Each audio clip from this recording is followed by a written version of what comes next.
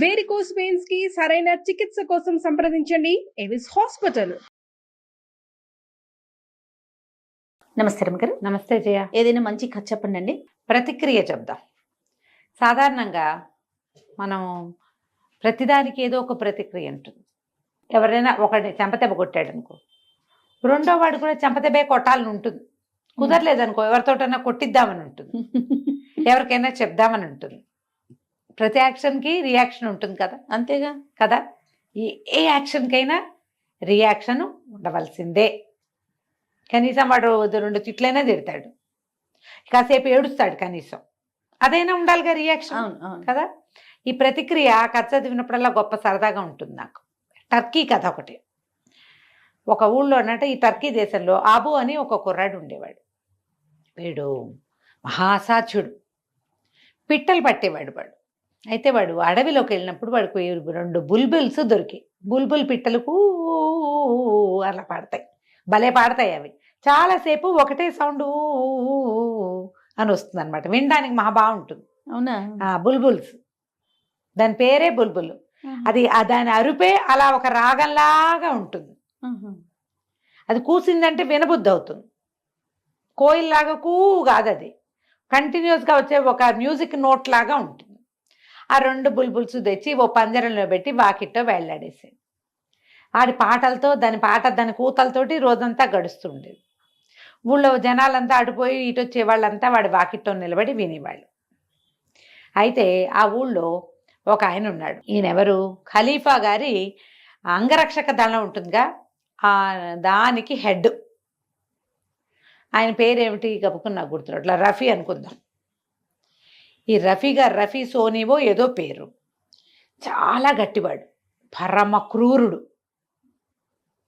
ఆ ఊళ్ళో వాళ్ళంతా సైతాన్ కొడుకు అని తిట్టుకునేవాళ్ళు. మామూలు వాడు దయముండా కొడుకు అనమాట, అది తిట్టు. దాన్ని వీళ్ళు సైతాన్ కొడుకుగా చెప్పుకునేవారు. అప్పుడప్పుడు ఆయన నేను మామూలు వాడిని కాదు, సైతాన్ కొడుకుని అని తన గురించి తను గొప్పగా చెప్పుకునేవాడు, పాపిష్టివాడు. ఈ రఫీ అన్నవాడు ఒక రోడ్డు మీద వెళ్తూ ఈ అబూగాడి ఇంటి దగ్గర ఆగి ఆ బుల్బుల్ పాట విన్నాడు, వెళ్ళిపోయాడు. సాయంకాలం మళ్ళీ వస్తే మళ్ళీ వినపడింది. ఆ సంగీతం ఆయనకి నచ్చింది. ఇంటి దగ్గర గుర్రం ఆపి, ఎవర్రా లోపల గుర్రాలు పిల్లలు అని కేకేశాడు. ఆ అబు బయటకు వస్తే ఈ పిట్టలు 2 నాకు ఇవ్వు అన్నాడు. అబ్బే నేను ఇవ్వనండి అన్నాడు. ఊరికే ఇవ్వదురా, నీకు 2 దినారాలు ఇస్తానని చాలా బలవంత పెట్టి ఆ కుర్రాన్ని ఒప్పించాడు ఆయన. ఆ 2 బుల్బుల్ని ఆ పంజరాన్ని చేత్తో పుచ్చుకుని నా వెనకాలరా, నీకు డబ్బులు ఇస్తానన్నాడు. 2 దినారాలు ఊరికే సరదాగా పట్టుకొచ్చిన పిట్టలకు 2 దినారాలంటే 2 నెలలు గడిచిపోతాయి వాడికి హాయిగా. దినారం అంటే బంగారు కాసు. సరే, చిన్న బక్క కూరాడు వాడు, ఏముంది మామూలు జీవితం వాడిది. వాడు ఆశపడ్డు. సరేనని ఆ పంజరం ఊడదీసి ఆయన చేతిలో పెట్టి ఆయన వెనకాల బయలుదేరాడు. తెలుసు ఈయన ఫలానా అని. ఆయన లోపలికి వెళ్ళిపోయాడు. వీడు బయట నుంచున్నాడు. ఎంతసేపటికి ఎవరు రాలా డబ్బులు పుచ్చుకుని బయటికి. బయట ఒక సిపాయి నుంచున్నాడు. మన అబు అడిగాడు, ఏమయ్యా మరి లోపలికి వెళ్ళి అయ్యగారికి, అబు నుంచున్నాడు, వాడికి 2 దినారాలు ఇవ్వాలట, ఇవ్వమని అడిగి తీసుకురా అన్నాడు. సిపాయి అన్నాడు, నాయన ఆయన మా సామాన్యుడు కాదురా, అట్లా అడగడానికి గిడగడానికి వీల్లేదు, ఆయన ఇస్తే ఇచ్చినట్టు లేకపోతే పోయినట్టు, ఎంతో ఎందుకు పెట్టుకుంటావురా నువ్వు, పో పిచ్చి వెధవా నువ్వెవరివో అన్నాడు. అనేసరికి అట్లా కాదు, నేను అడవిలో నుంచి బోళ్ళంతా శ్రమపడి 2 బుల్బుల్ పిట్టలు తెచ్చుకున్నా, వాటిని వాకిట్లో వెళ్ళాడు కడితే ఈయనంతటా ఆయన ఆశ పెట్టాడు, 2 దినారాలు ఇస్తానన్నాడు, నన్ను రమ్మన్నాడు, నేను వాకిట్లో నుంచున్నా, ఆయన లోపలికి వెళ్ళాడు, నువ్వు వెళ్ళి అడుగు నా కోసం అని ఆ సిపాయిని వెంబడబడ్డాడు. సిపాయి అన్నాడు, ఒరే నీకు తెలియదురా కుర్రాడా, ఈయన సంగతి సైతాన్ కొడుకురా, వీడు మంచివాడు కాదు, ఏమైనా చేస్తాడురా నిన్ను, పోరా అమ్మా నాన్నకు ఒకటే కొడుకలేమో, ఇంటికి వెళ్ళిపో అని వాడు చెప్పాడు. కానీ వీడు వినలా. ఏమైనా సరే నువ్వు వెళ్ళి అడగాల్సిందేనని పట్టుకున్నాడు. వీడు అదిలిచ్చలైపోయాడు. ఆయన పంజరంతో పిచ్చుకల్ని తెచ్చింది చూశాడు వీడు. ఆ పిట్టలు నావేనంటున్నాడు కుర్రాడు. వీడు పిట్టలు పట్టే రకం, వీడి బట్టలు గిట్లు కనపడుతున్నాయి. రోడ్డు మీద ఆగంగా తిరిగి ఆకతాయి పిల్లవాడు వేషము వాడికి తెలుస్తోంది. అదే వాడు అథెంటిక్గా చెప్తున్నాడు. లేకపోతే ఆయన వెనకాలే వీడు వచ్చాడు, నిజమే అయి ఉంటుంది. సరే ఇంకేం చేస్తాడు, వీడిని ఇంకా కాదనలేక ఎంత అదిలిచ్చినా వాడు వెళ్ళకపోయేసరికి, పైగా వాడు స్థిరంగా నుంచున్నాడు. మామూలుగా సిపాయిలు బల్లాలు పుచ్చుకున్న వాళ్ళు అదిలిస్తే కుర్రాళ్ళు బెదురుతారు, వీడికి నదురు లేదు బెదురు లేదు, న్యాయం ఉంది వాడి వైపు. సరే అందుకని సిపాయి ఏమన్నాడు, సరేలేని ఆ బల్లెం అక్కడ పెట్టి లోపలికి వెళ్ళాడు. ఆ సిపాయి వెనకాలే అబు కూడా వెళ్ళాడు. లోపలికి వెళ్ళి సిపాయి అన్నాడు, బాబు బయట ఎవరో కుర్రాడు నుంచున్నాడండి, వాడి బుల్బుల్ పిట్టలు తమరు తెచ్చారట, 2 దీనారాలు ఇప్పించమన్నాడు అన్నాడు. అనేసరికల్లా ఎవడు వాడు, పళ్ళు రాలు కొడతాను, పొమ్మను బయటికి అన్నాడు. అనగా నేను ఇక్కడే ఉన్నానండి అని వెనక నుంచి వచ్చాడు వీడు. ఎవడరా నువ్వు, లోపలికి ఎందుకు వచ్చావన్నాడు ఆయన. తమరు తెచ్చిన బుల్బుల్ పిట్టలు నావే కాదండి, నా డబ్బులు నాకు ఇస్తే వెళ్తానండి అన్నాడు. అనేసరికల్ ప్రాణాలు చెమడా లెక్క తీస్తా, ప్రాణాలు తీసేస్తా, డొక్క చించి డోలు కడతానన్నాడు ఆయన. అరిచి కేకలు పెట్టాడు. లోపల నుంచి 2 నల్లటి దృఢకాయలను పిలిచి వీడిని తరిమి కొట్టండి అన్నాడు. పిట్టలు పోయే, డబ్బులు పోయే. ఇక అబు ఏం చేస్తాడు, వాళ్ళు వచ్చి మీద పడి కొట్టినంత పని చేశాడు. వీడు ఒక 20 ఏళ్ళు 19 ఏళ్ళ కుర్రాడు, వాడు ఏం చేయగలడు, బయటకు వచ్చేసాడు. వాడికి ఊరుకో బుద్ధి కాల. వాళ్ళందరూ అన్నారు, అక్కడ వాళ్ళిద్దరు బయటకు వచ్చాక ఈ వాకిట్లో ఉన్న సిపాయి అన్నాడు, ఎందుకురా ఏదో రోడ్డు నుంచి అడవుల నుంచి తెచ్చావు, ఇంకోసారి సంపాదించుకోవచ్చు, వీటితో పెట్టుకోకూడదురా, జీవితం పాడైపోతుంది, పోపో అని లోపల నుంచి వచ్చిన వాళ్ళు జబర్దస్త్గా అరిచి కేకలు పెడితే బయట ఉన్నవాడు పోన్లే పాపం పిచ్చి వెదవని వెళ్ళిపోరా అని పంపేశారు. వాడికి ఊరుకోబుద్ధి కావటల్లా, ఎలాగైనా దీనికి ప్రతిక్రియ చేయాలి, ఎట్లా చేయాలి. సరే చూస్తే ఆ ఊళ్ళో ఒక బ్రహ్మాండమైన బావి ఉంది. ఈ రఫీ గారింటి నుంచి రాజాస్థానానికి వెళ్ళే కార్నర్లో అది ఉంది. ఆడవాళ్ళు నీళ్లు తోడుకుంటూ కనపడుతుంటారు ఎప్పుడు అక్కడ, మగవాళ్ళు కనిపిస్తారు, ఆడవాళ్ళు బిందెలు తెచ్చుకుంటారు. వీడేం చేశాడు, చక్కగా ఒక ఆడపిల్లలాగా చుడిదారు అవి వేసుకుని, మేలి ముసుగు కూడా వేసుకుని బావి దగ్గర తచ్చెట్లాడడం మొదలుపెట్టాడు. ఎప్పుడైతే చూశాడు, ఈ మధ్యాహ్నం ఈ పొద్దుటి పూట అంతా హడావిడిగా ఉంటాయి, గిలకలు లాగుతూ ఉంటారు జనము. కొంచెం 11 అయ్యేసరికి ఇళ్లల్లో సందడి సర్దుమణితే వంటల్లో పడతారు, నీళ్ళకొచ్చే జనం ఉండరు ఆ టైంకి. అవునవును. 11-11:30 అయ్యేసరికి మనం పల్లెటూళ్ళల్లో గమనిస్తాం, పొద్దున్న పుట్టే చల్లదనంలో వస్తారు, ఎండెక్కాక ఎవరు ఆడాళ్ళు రారు, ఇళ్లలో పనులు ఉంటాయిగా, చంటి పిల్లల గోలలు అవి ఉంటాయి. వీడు అట్లా ఖాళీగా ఉన్న సమయం చూసుకుని బావి దగ్గర చేరాడు. ఈ రఫీ గారి కార్నర్ తిరిగి వస్తుంటే చేతిలో ఉన్న చేదని లోపల వదిలేసి అయ్యో అయ్యో అయ్యో నా చేత పడిపోయింది, ఇంకేముంది నేను చచ్చిపోను అని కేకలు పెట్టాడు.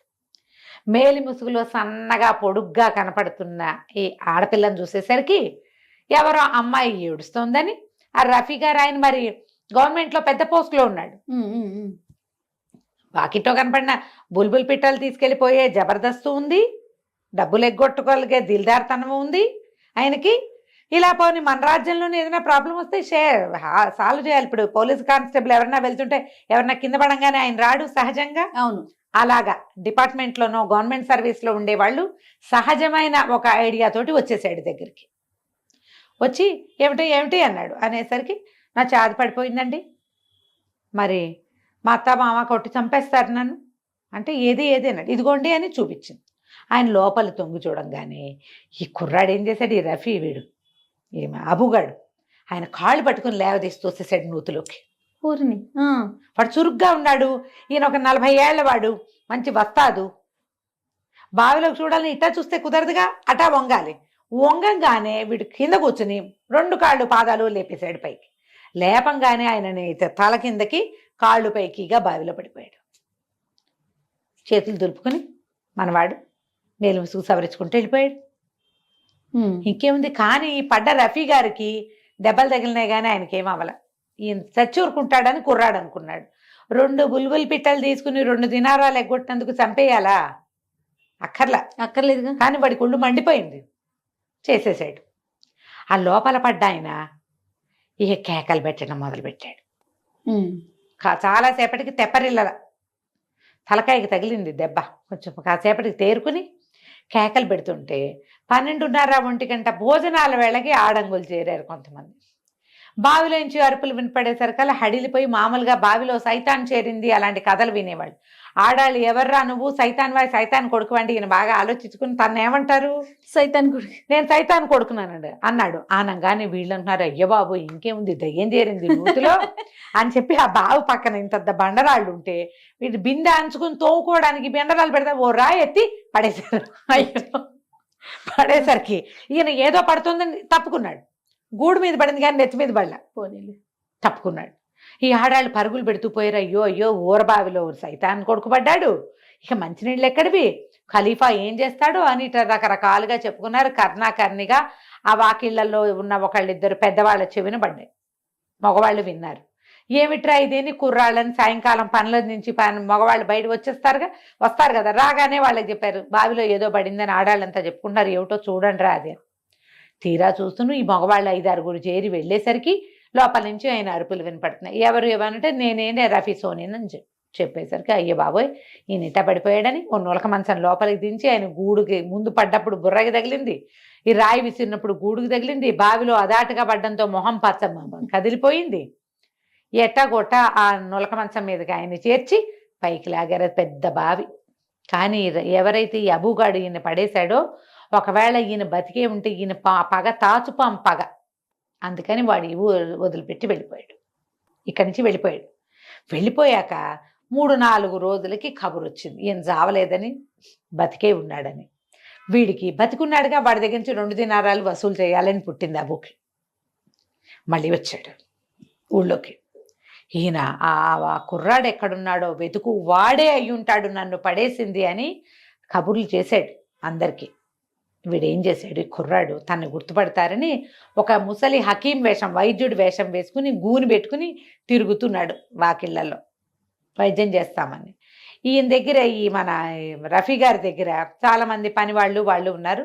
ఎవరో ముసలి హకీము అదాట్న పడిన దెబ్బలకి మందేస్తాటండి, వాకిళ్లలో తిరుగుతున్నాడంటే సరే ఒకళ్ళిద్దరు చెప్పారు ఆయన గూనుందండి, గూని హకీం అనేసరికి ఈయనేమనుకున్నాడు, ఇట్లా అవలక్షణాలు ఉన్న వాళ్ళకి అద్భుతమైన వైద్యం వస్తుందని ఆయన నమ్మకంట. అందుకని గూన్ డాక్టర్ అయితే మరీ మంచిదిరా, వాడిని పట్టుకురండి అని ఈ హకీంని పిలిపించాడు. వీడు ముందే ఒక డాక్టర్ దగ్గరికి వెళ్ళి వాంతులైపోయే మందులు అవి తెచ్చుకున్నాడు. ఓ సంచి పుచ్చుకొచ్చాడు. జనరల్గా హకీంలు భుజాన్ వేసుకునే సంచులు అవి ఉంటాయి వాళ్ళ దగ్గర, ఇంత బాక్సులు, దాంట్లో రకరకాల జడీబూటీలు. ఓ హకీం గారి దగ్గర ఒకరు ₹1 ఇచ్చి ఆయన సంచి అవి తెచ్చుకున్నాడు. వీడు ఆ సంచి వేసుకుని వచ్చాడు. రఫీ గారింట్లోకి ప్రవేశపెట్టారు. లోపలికి వెళ్ళాక చూస్తే గూడు విరిగినంత పని అయింది. ఒళ్ళు విపరీతమైన నెప్పులు, నీళ్లల్లో పడితే చిన్న దెబ్బ తగలదు పాపం, గట్టిగా తగిలినాయి దెబ్బలు. ఆయన కుంటుగా ఉన్నాడు, కానీ ఆయనకి మంటగానే ఉంది. ఆ కుర్రాడు అంతు చూడాలని ఉంది ఆయనకి. ఆ హకీం గారు ఏం చేశాడు, రాగానే ఏదో మందు కలిపిచ్చేసరికి అలా తాగేసరికి ఈయన వాంతులు మొదలైనవి. అయ్యో వాంతులు వచ్చేసినాయి, ఇదేంటండి హకీం గారు ఇలాగైంది, ఒళ్ళు నొప్పులు పోయి వాంతులు వచ్చినాయి, ఒళ్ళు కదిలిపోతుంది, పొట్టలో ఉన్నదంతా బయటకు వస్తుంటే ఒళ్ళు కదిలిపోదు, లబోదిబోమన్నాడు రఫీ గారు. అనేసరికి డాక్టర్ వేషంలో ఉన్న కుర్రాడు అన్నాడు, అలా కాదు, నీకు లోపల ఏదో కడుపులో ఉంది పగ, అందుకనే ఇట్లా మందు వికటిచ్చింది, నిజం చెప్పు నీకెవరి మీద పగ ఉంది అనగానే ఈయన అన్నాడు అంత నీరసంలోనూ, ఎందుకు లేదు పగ, నన్ను నూతులు పడేశాడు వెధవా, వాడంతు చూస్తాను, వాడంతు చూడడం కోసమే నేను మందేసుకోవాలనుకున్నాను, వాడంతు చూస్తానని అరిచి కేకలు పెట్టాడు. అనగానే వీడేం చేశాడు కుర్రాడు, పగ తగ్గించుకోవాలండి లేకపోతే మీకు తగ్గదు, మీ పగకు కూడా మందేస్తానేనని ఆ ఇంట్లో 4 పని వాళ్ళు ఉంటే 4 కాగితాల మీద 4 మందులు రాసి ఇవి 4 చోట్ల దొరుకుతాయని 4 బయట పంపించేశాడు. ఏవో గచ్చాకు పుచ్చాకు రాశాడు.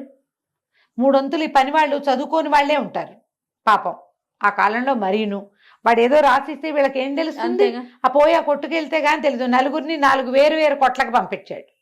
వాళ్ళందరూ వెళ్ళంగానే వీడు ఏం చేశాడు, ఆ మంచం మీద నీరసంగా రోజుతో పడుకుని ఉన్న రఫీ గారి దగ్గర తన గడ్డము ఆ గూని పీకేసి, నేనే అబూని, ఇప్పుడు చూడు నా అంతు నువ్వేం చూస్తావో, నా చిలకలు కొట్టేసి నా డబ్బులే కొట్టినందుకు నీకు ప్రతిక్రియ చేశాను నేను అనేసరికి అంత నీరసంలోనూ ఈయన గబుక్కుని పక్కన చేతికర్ర అందుకుని మీద కలిపడిపోయాడు.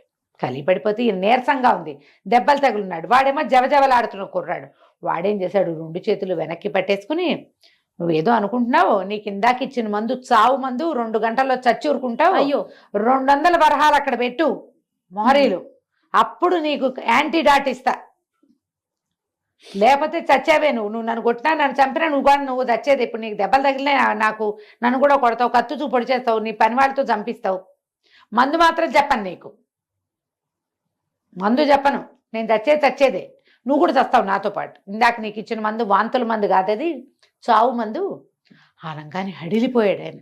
బాబు ఇచ్చేరా మంది అన్నాడు. ఇచ్చేయాలంటే 200 పెట్టు, నా 2 దినారాలకి 200 దినారాలు ఇస్తే గానీ నిన్ను వదిలిపెట్టను అన్నాడు. ఈయన గబగబా లోపలికి వెళ్ళి 200 దినారాలు 2 మూటలు పుచ్చుకొచ్చి వీడి చేతిలో పెట్టాడు. ఆ మంది ఇచ్చేరా అన్నాడు. నువ్వు నా వెంట పడవన్న గ్యారంటీ ఏమిటని అడిగాడు కుర్రాడు. దేవుడి మీద ప్రమాణం, అల్లా మీద ఒట్టు, నీ జోలికి రాను నేను, ఇవాళ నన్ను బతికిచ్చు, ఈ దెబ్బలు తగ్గాక నా దారిని నేను చూసుకుంటానంటే వాడు ఏం చేశాడు, ఓ తేనె కలిపిన నీళ్ళు చిన్న గ్లాస్ తోటి కలిపిచ్చాడు. ఏమి చేయలేవాడు. ఇందాకది కూడా విషం మందు కాదు, అదే ఆ మందు తీగా ఉండేసరికి అది తాగి ఆయన స్థిమితపడ్డాడు. నీ వాంతులు తగ్గిపోతాయి, మెల్లిగా కోలుకుంటావు, 2 రోజులు పడుతుంది, దెబ్బలు తగ్గడానికి 10 రోజులు పడుతుంది, మళ్ళీ నా జోలికి రావద్దు నువ్వు అని చెప్పి కుర్రాడు 200 తీసుకుని కులాసాగా వెళ్ళిపోయాడు. ఆ రఫీ గారింటికి 4 వీధుల అవతల ఉండేవాడుగా, ఇప్పుడు అది మానేసి 40 వీధుల అవతలకి వెళ్ళిపోయి తన దారిని తను హాయిగా 200 దినారాలు పెట్టుకుని హ్యాపీగా చిన్న వ్యాపారం పెట్టుకుని సుఖంగా ఉన్నాడు. ప్రతిక్రియ కథ. చాలా బాగుంది రమ్మగారు. తెలివితేటలు. అంతే. ఇప్పుడు ఏదైనా సరే ప్రతి యాక్షన్ కి రియాక్షన్. ఖచ్చితంగా ఉంటుంది.